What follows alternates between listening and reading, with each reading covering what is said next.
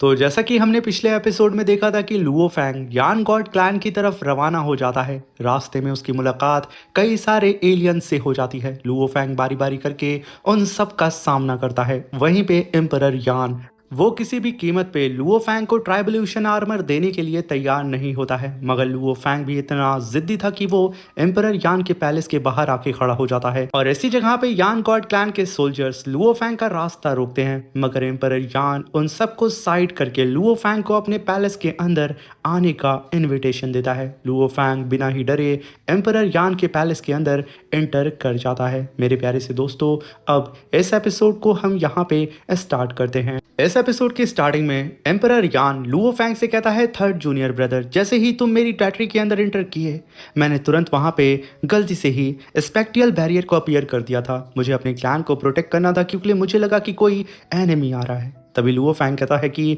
यहाँ पे second senior brother, आपने लोगों को बचाने की खातिर स्पेक्ट्रियल बैरियर को अपीयर किया था या फिर मेरा रास्ता रोकने के लिए? मैं टीचर सिटिंग माउंटेन गेस्ट के ऑर्डर पे यहाँ आया हूँ ट्राइबल्यूशन आर्मर को वापस लेने के लिए। मैं आपके सामने खड़ा हूँ सेकंड सीनियर ब्रदर, आप देर ना करें। इसलिए मैं यहाँ पे आपसे रिक्वेस्ट करता हूँ कि प्लीज़ आप ट्राइबल्यूशन आर्मर को मुझे सौंप दें। तभी वहाँ पे एम्परर यान लुओ फैंग से कहता है कि थर्ड जूनियर ब्रदर, ट्राइबल्यूशन आर्मर तो मेरे पास ही है। मास्टर ने मुझे ये दिया था कि मैं तुम्हारे लिए इसे सुरक्षित रखूं, इसे गलती से भी किसी और के हाथ में मैं ना लगने दूं। और मैंने अब तक मास्टर के ऑर्डर को फॉलो किया है। मेरे पास यहाँ पे मना करने की कोई वजह भी नहीं है और ना ही मेरे पास हक है ये कहने का कि मैं तुम्हें ट्राइबल्यूशन आर्मर नहीं दूंगा। ये कहने के साथ एम्परर यान लुओ फैंग के सामने ट्राइबल्यूशन आर्मर को समन करता है और लुओ फैंग से कहता है कि थर्ड जूनियर ब्रदर, यही है तुम्हारा ट्राइबल्यूशन आर्मर। तभी लुओ फैंग कहता है कि सेकंड सीनियर ब्रदर, मुझे ऐसा क्यों लग रहा है कि आप यहाँ पे टीचर के ऑर्डर को ठुकराने वाले हैं। तभी एम्परर यान कहता है कि भला मैं ऐसा यहाँ पे क्यों करूँगा और मेरी क्या औकात कि मैं टीचर के ऑर्डर को यहाँ पे फॉलो ना करूँ। ये कहने के साथ वो वहाँ पे लुओ फैंग को देखने लगता है और कहता है कि टीचर ने मुझे ये आर्मर बरसों से संभाल के रखने के लिए कहा था। ये कहने के साथ वो लुओ फैंग के ऊपर ग्रेविटी प्रेशर लगाता है और लुओ फैंग से कहता है कि थर्ड जूनियर ब्रदर, ये जो मेरे हाथ में ट्राइबल्यूशन आर्मर है ना, ये बहुत ही ज़्यादा कीमती है और अगर तुम्हारी पावर काफ़ी स्ट्रांग नहीं हुई तो तुम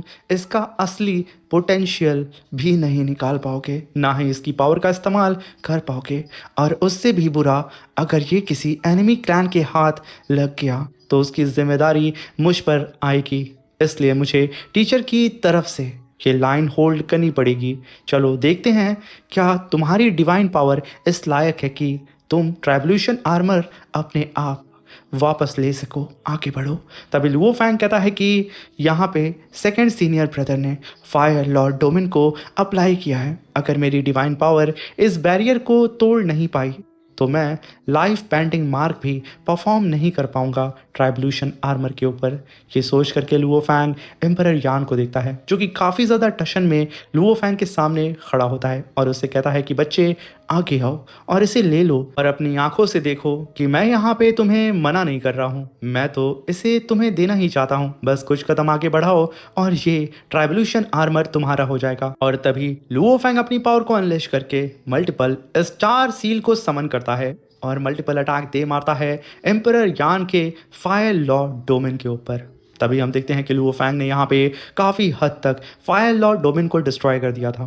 तभी एम्परर यान कहता है कि जूनियर ब्रदर, और ज़्यादा ट्रेनिंग करो, तुम्हारे सीनियर ब्रदर तुम्हारी भलाई के लिए ही ये सब कुछ कर रहे हैं। आगे बढ़ो, थोड़ी मेहनत करो। लुओ फैंग आगे बढ़ते हुए गुस्से में एम्परर यान से कहता है कि सेकंड सीनियर ब्रदर, तो क्या आप मुझे ये ट्राइबल्यूशन आर्मर नहीं देने वाले हैं? तभी एम्परर यान कहता है कि तुम्हारी पावर अभी भी उस लेवल पर नहीं पहुंची है थर्ड जूनियर ब्रदर, इसलिए मुझे तो लगता है कि शायद तुम क्वालिफाई ही नहीं हो इसे अपने पास रखने के। अभी वहाँ पे लुओ फैंग कहता है तो फिर ठीक है, अगर आप मुझे ये नहीं देंगे तो मैं सीधा ही टीचर के पास चला जाऊंगा। ये कहने के साथ लुओ फैंग आगे बढ़ते हुए सीधा ही ट्राइबल्यूशन आर्मर के ऊपर अपना हाथ रखते हुए कहता है कि सेकंड सीनियर ब्रदर, आपको पता है ना फिर टीचर आपका क्या हाल करेंगे। आप यहाँ पे टीचर के ऑर्डर को मानने से इनकार कर रहे हैं। एम्परर यान भड़कता तो बहुत है मगर कुछ नहीं बोलता है। तभी वहाँ पे लुओ फैंग अपने मन में कहता है कि मेरी डिवाइन पावर शायद सेकेंड सीनियर ब्रदर के बैरियर को सही ढंग से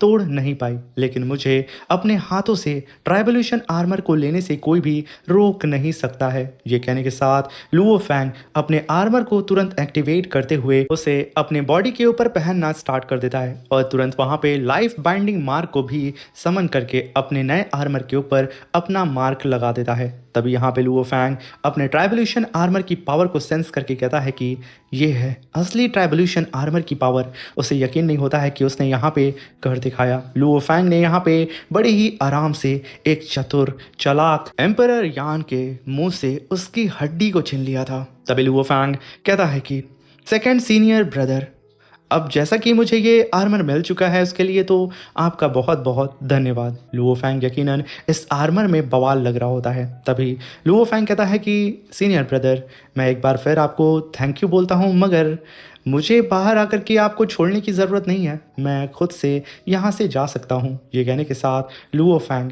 मुस्कुराते हुए एम्परर यान को चुराते हुए वहाँ से जाने लगता है। तभी एम्परर यान गुस्से में कहता है कि थर्ड जूनियर ब्रदर, तुम एक चालाक छोटी लोमड़ी हो, मगर फिर भी प्रीमल स्टार का सफ़र बहुत ख़तरनाक है, उसके लिए मैं तुम्हें पहले से गुड लक कहता हूँ। ये कहने के साथ लुओ फैंग भी वहाँ से जा चुका था और धीरे धीरे करके हम एम्परर यान को भी देखते हैं कि कहता है कि प्रीमल स्टार अब आज ही अपीयर होने वाला है। तभी सीन शिफ्ट होता है और हमें outer region of the primal star का सीन दिखाया जाता है, जहाँ पे प्रीमल स्टार के अंदर घुसने के लिए कई सारे एलियंस आपस से ही भिड़ रहे होते हैं और एक दूसरे को मार के उनके ट्रेजर्स को फिलहाल के लिए एक दूसरे से ही छीन रहे होते हैं। तभी हम वहाँ पे देखते हैं यान गॉड क्लैन के भी कई कल्टिवेटर्स उसी जगह पे मौजूद होते हैं, प्लस ह्यूमन रेस से हम 9 सॉर्ड लॉर्ड लॉन्ग यू और गु ई वेनरेबल्स को देखते हैं, जो कि बहुत ही तेजी से प्रीमल स्टार की ओर बढ़ रहे थे। और वहीं पे हम उन मॉन्स्टर रेस के वेनरेबल्स को भी देखते हैं जो कि लुओ फैंग को मारने की कोशिश कर रहे थे जब Luo Fang Yan god clan के अंदर एंटर कर रहा था। तभी वहाँ पे लुओ फैंग की एंशिएंट सिल्वर स्पेसशिप भी अपीयर हो जाती है as outer region of primal star के बाहर। तभी वहां पे लुओ फैंग कहता है कि प्रीमल स्टार के आउटर रीजन में वो सभी पावरफुल वॉरियर्स आते हैं जो यहाँ से ट्रेजर क्लेम करते हैं, और जब वो सारे ही वॉरियर्स बाहर निकलते हैं तो उनके रेस उनके क्लैन के द्वारा उन्हें रिसीव भी किया जाता है। लेकिन इसी जगह पर क्लैन के बीच बड़े बड़े क्लैश और खून खराबा भी होता है, जो कि बिल्कुल आम बात है। ये पूरा एरिया एक डेंजर जोन माना जाता है क्योंकि प्रीमल स्टार में ट्रेजर बहुत ज़्यादा है, इसलिए हर क्लैन के स्ट्रॉन्गेस्ट एलाइड फोर्स यहाँ खींची चली आती है। और क्योंकि यहाँ पे वॉर्टेक्स टनल्स 10,081 प्रीमल स्टार को एक दूसरे से कनेक्ट करते हैं, इसका मतलब ये हुआ कि किसी भी प्लेनेट पर कभी भी एक massive wave of powerful fighter अचानक पहुंच सकता है और मुसीबत पैदा कर सकता है। इसलिए अगर मैं इस प्रीमल स्टार के अंदर एंटर करता हूं तो मुझे ख़ास तौर से इन सारे ही वॉर्टेक्स के ऊपर ध्यान रखना होगा और उन सारे ही पावरफुल एलियन से भी खुद को प्रोटेक्ट करना होगा, क्योंकि कब क्या पता अपने ही दुश्मन बन जाए या फिर हमारा सच में एक असली दुश्मन से सामना हो जाए। तभी बबाता कहती है कि लेकिन लुओ फैंग, तुम्हारे लिए सबसे बड़ा खतरा ये भी नहीं है बार्क मिरर किंग के इन्फ्लुएंस की वजह से। अरे ही एलियंस की नज़र असल में तुम पर ही होगी और ये सब किया धरा उस बेवकूफ़ मिरर किंग का है। और लुओ फैंग, मान लो कि सारे ही एलियंस तुम्हें देख लेते हैं तुम्हारे ह्यूमन फॉर्म में, जो कि तुम्हारी शक्ल को वो पहचानते हैं, तो वो सब के सब तुम्हें वॉकिंग ट्रेजर वॉल्ट की तरह ट्रीट करेंगे, एक पूरा ही खजाने का संदूक। तभी लुओ फैंग कहता है कि बबाता, तुम्हें यहाँ पे चिंता करने की ज़रूरत नहीं है, मैंने प्लान ऑलरेडी बना के रखा है। तभी बबाता कहती है तो फिर ठीक है, मैं यहाँ पे तुम्हारे नेदर सी क्लोन को एक स्टार बीस्ट के ऑरा से कवर कर दूंगी। और तभी हम देखते हैं कि बबाता लुओ फैंग के डिवाइन किंगडम के अंदर उसके नेदर सी क्लोन के साथ सेम यही कर रही थी, उसे पूरी ही तरीके से स्टार बीस्ट के ऑरा से कवर कर रही थी। तभी लुओ फैंग से बबाता कहती है कि अब तुम लुओ फैंग अपने ट्राइबल्यूशन आर्मर को बाहर निकालो, क्योंकि अब बारी है यहाँ पे गोल्डन हॉर्न बीस्ट की। ये सुनकर के लुओ फैंग तुरंत अपने ट्राइबल्यूशन आर्मर को अपनी ह्यूमन बॉडी से बाहर निकालता है। तभी बबाता तुरंत गोल्डन हॉर्न बीस्ट की बॉडी के ऊपर ट्राइबल्यूशन आर्मर को पहनाना स्टार्ट कर देती है। यहाँ पे तो अब गोल्डन हॉर्न बीस्ट का लुक ही चेंज हो जाता है, वो पहले से अब और भी ज़्यादा खतरनाक हो चुका था। तभी बबाता कहती है कि अब ये दोनों ही हमारे प्रीमल स्टार के अंदर ट्रैवल करेंगे और इन्हें देख करके हमारे एनिमीज को लगेगा कि गोल्डन हॉर्न बीस्ट यहाँ पे एक पावरफुल स्ट्रॉन्ग सर्वेंट को ले करके सीधा ही इस प्रिमल स्टार के अंदर आया है। वो लोग भूल करके भी स्टार बीस्ट अलायंस से टकराएंगे नहीं, क्योंकि उन्हें यहाँ पे स्टार बीस्ट का ऑरा भी महसूस होगा। ये सुनकर के लुओ फैंग कहता है कि ये तो जबरदस्त आइडिया है। ये कहने के साथ लुओ फैंग बहुत ही तेजी से उड़ते हुए अपने नेदर सी क्लोन और गोल्डन हॉर्न बीस्ट को अपने कंधे पे बैठा करके सीधा ही